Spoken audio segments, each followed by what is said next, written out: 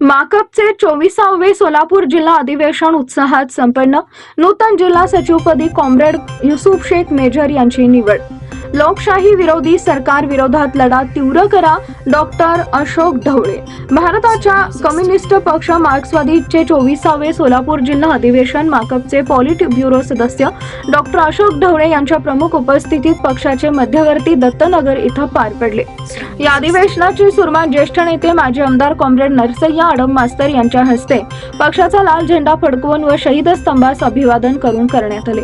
या अधिवेशनाचे उद्घाटन पक्षाचे पॉलिट ब्युरो सदस्य डॉक्टर अशोक ढवळे यांनी केले. यावेळी बोलताना म्हणाले की भाजप RSSनं या देशात सातत्यानं फूट पाडण्याचं काम केलंय. धर्माच्या जातीला आधारावर निवडणुका लढवून सत्तेत आली आहे. कामगार शेतकरी धोरणं राबवणं, लोकशाही संविधान मूल्यांना पायदळी तुडवणं काम करत आहे.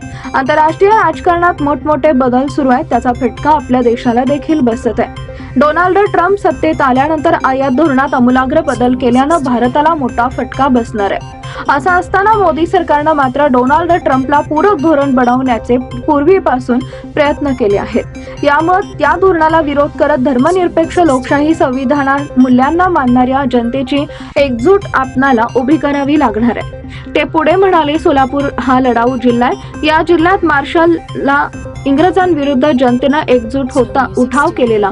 या जिल्ह्यात 4 हुतात्म्यांनी स्वातंत्र्यासाठी आपल्या प्राणाची आहुती दिली आहे. आंतरराष्ट्रीय मानवतावादी विचार रुजवणारा डॉक्टर कोटणीस यांचा हा जिल्हा आजही चीनमध्ये डॉक्टर कोटणीस यांना प्रचंड मोठ्या प्रमाणात आदर्श मानतात. असा हा वारसा लाभलेला ऐतिहासिक जिल्हा आहे. इथल्या कष्टकरी कामगारांनी कामगार चळवळ उभी करण्याचं काम केलंय. या अधिवेशनात विविध ठराव मांडण्यात आले.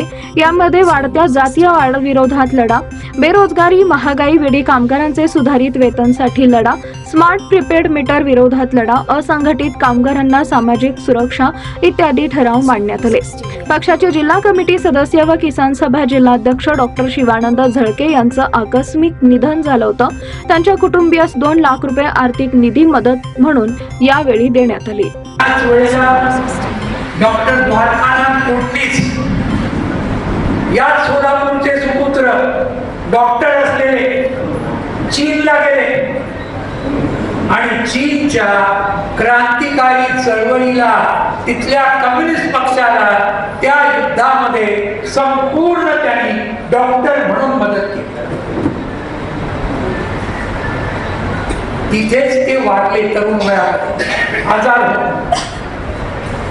आणि आज तुम्हाला सांगतो, संबंध चीनची कम्युनिस्ट पार्टी आजही भारतामध्ये, तुम्हाला मोठं सांगतो, सोलापूर सोडलं बाकी भारत डॉक्टर द्वारकानाथ कोटणीसांना विसरलाय,